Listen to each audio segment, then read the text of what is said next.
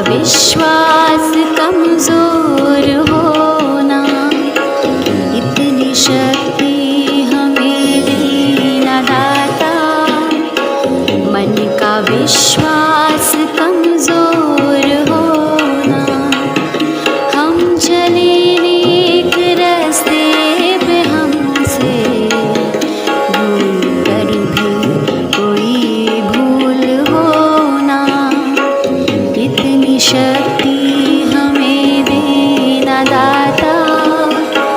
मन का विश्वास कमजोर होना, दूर अज्ञान के हो अंधेरे, तू हमें ज्ञान की रोशनी दे। हर बुराई से बचते रहे हम, जितनी भी दे भली जिंदगी दे। बैर होना किसी का किसी से, भावना मन में बदले की होना, हम चले नेक रास्ते पे, हमसे भूल कर भी कोई भूल होना, इतनी शक्ति हमें देना दाता। मन का विश्वास कमजोर होना, हम न सोचे हमें क्या मिला है, हम ये सोचे किया क्या है अर्पण। फूल खुशियों के बांटे सभी को, सबका जीवन ही बन जाए मधुबन। अपनी करुणा का जल तू बहा के, कर दे पावन हर एक मन का कोना। हम चले नेक रास्ते पे, हमसे भूल कर भी कोई भूल होना, इतनी शक्ति हमें देना दाता। मन का विश्वास कमजोर होना। Good morning everyone. Today's thought, आज का सुविचार इस प्रकार है। गलतियां हमेशा क्षमा की जा सकती हैं यदि आपके पास उन्हें स्वीकारने का साहस हो। Mistakes are always forgivable if one has the courage to admit them. यदि आपसे गलती हो गई है तो आत्ममंथन करते हुए माफी मांगनी चाहिए और यह विश्वास दिलाना चाहिए कि यह गलती दोबारा नहीं होगी। यदि आप किसी से माफी मांगेंगे और दिल से मांगेंगे तो वो आपको जरूर माफ करेगा। धन्यवाद। नमस्कार। आज का शब्द टुडेज वर्ड इज यूनिवर्स।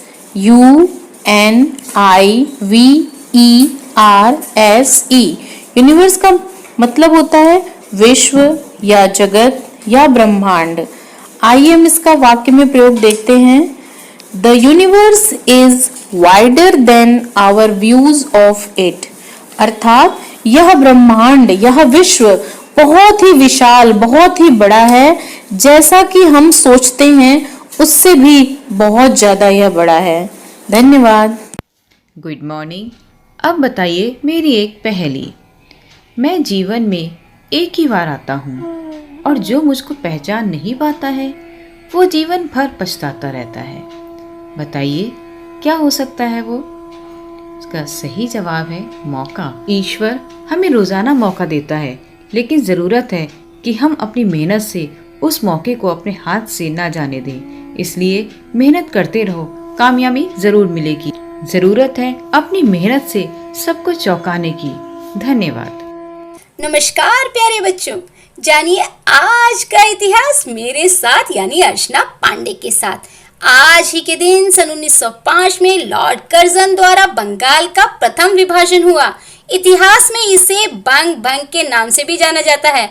यह अंग्रेजों की फूट डालो शासन करो वाली गंदी राजनीति का एक अभिन्न अंग था। पूरे देश में सन 1908 में इसका विरोध किया गया तथा इसे बंग भंग आंदोलन के नाम से एक आंदोलन शुरू किया गया, जिसके कारण उत्पन्न उच्च स्तरीय राजनीतिक अशांति के कारण सन 1911 में दोनों तरफ से भारतीय जनता के दबाव की वजह से बंगाल के पूर्वी और पश्चिमी हिस्से पुनः एक हो गए। आइए यह भी जाने, आज ही के दिन 1968 में भारतवंशी हरगोविंद खुराना जी को विज्ञान और चिकित्सा के क्षेत्र के लिए नोबेल पुरस्कार के लिए सम्मानित किया गया। इन्होंने मॉलिक्यूलर बायोलॉजी के क्षेत्र में बड़ी उपलब्धि प्राप्त की थी। इन्हें जेनेटिक कोड के लिए यह सम्मान प्राप्त हुआ। आज की जानकारी आपको रोचक तथा ज्ञानवर्धक लगी होगी। इसी के साथ नमस्कार। नमस्कार, प्रस्तुत है आज का विशेष 16 अक्टूबर विश्व खाद्य दिवस।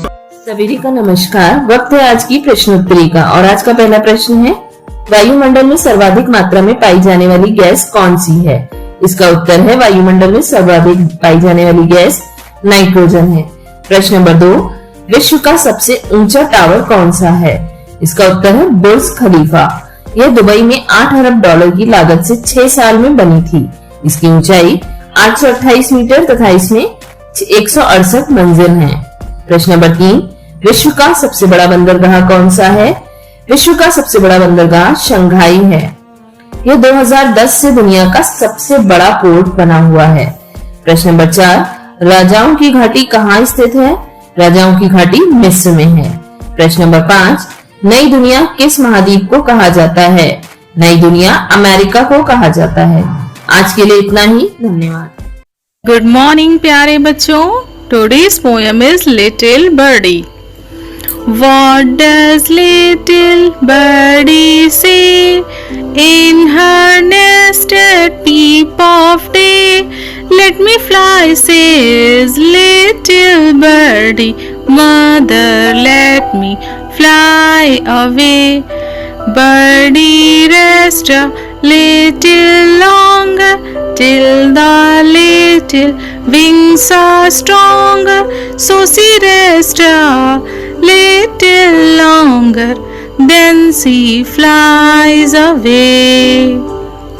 What does little baby say in her bed at peep of day? Baby says like little birdie, let me rise and fly away. Baby sleep a little longer till the little limbs are stronger. If she sleeps a little longer, baby too shall fly away. Thank you. सुप्रभात। आइए अब चलते हैं आज की कहानी की ओर। आज की कहानी का नाम है किसान और चट्टान। एक गांव में एक किसान रहता था।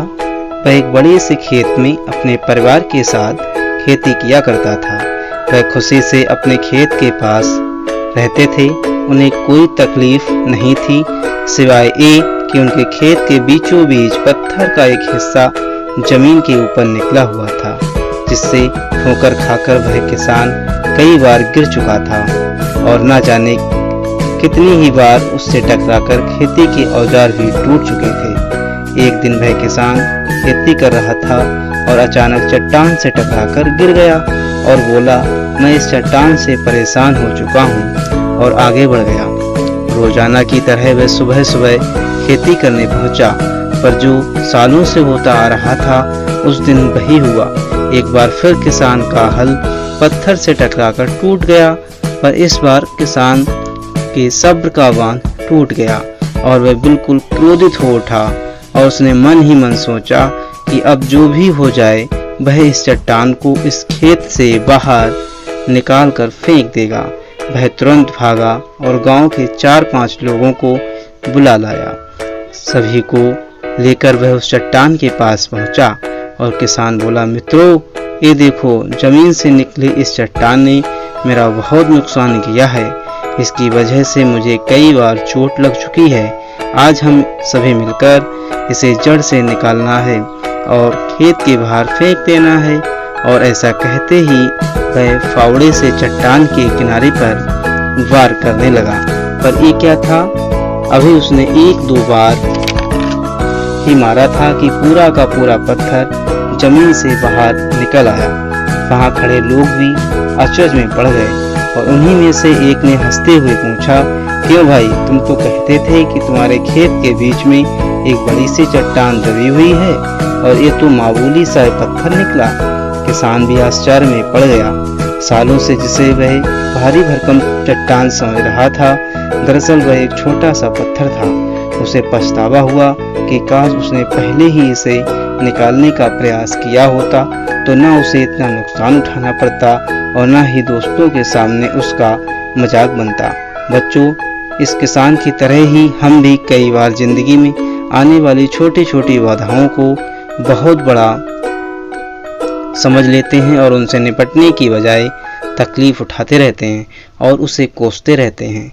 ज़रूरत इस बात की है कि हम बिना समय गवाए उन मुसीबतों से लड़ें, और अगर हम ऐसा करेंगे तो चट्टान की तरह दिखने वाली समस्या एक छोटे से पत्थर के समान दिखने लगेगी, जिसे हम आसानी से ठोकर मारकर आगे बढ़ सकते हैं। धन्यवाद।